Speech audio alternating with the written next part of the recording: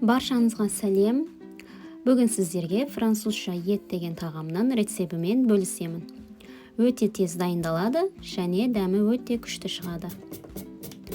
Ең алдымен картоптарды осылай өткіштің арнайы түрімен өткізіп аламыз. Егер қолмен тұрасаңыздар, ол қалың болып піспей қалуы мүмкін.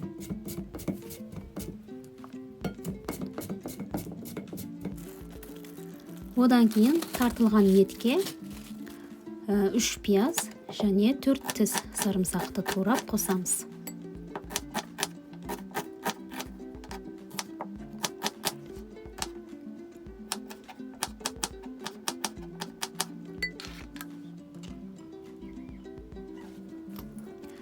Дәміне қарай тұз, қара бұрыш, қызыл ащы бұрыш, паприка қосамыз.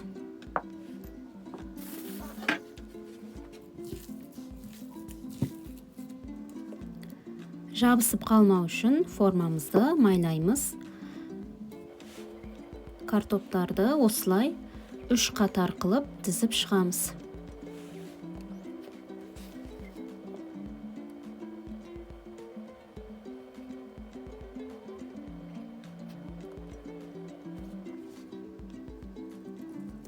Әр қатарға осылай тұз сеуіп шығамыз.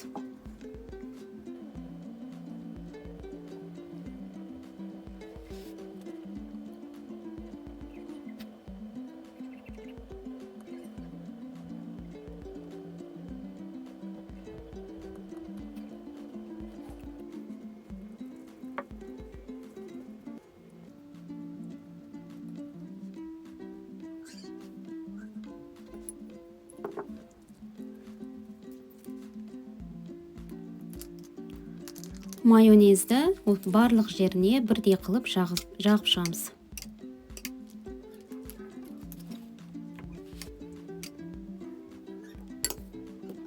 Еттің барлығын салып, қолымызбен жайып шығамыз.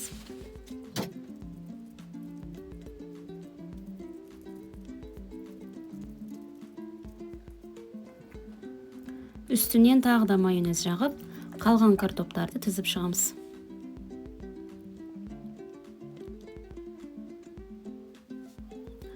Қызып тұрған 180 градус пеште 35-40 минут пісіріп аламыз.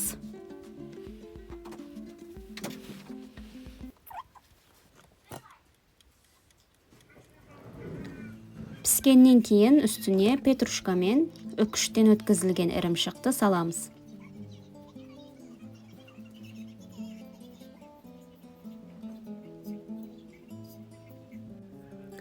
Сыр ерігенше тағы да пешке салып шығарамыз. Міне дайын болды. Өте тез дайындалатын ыстық тағам, өте дәмді болып шығады.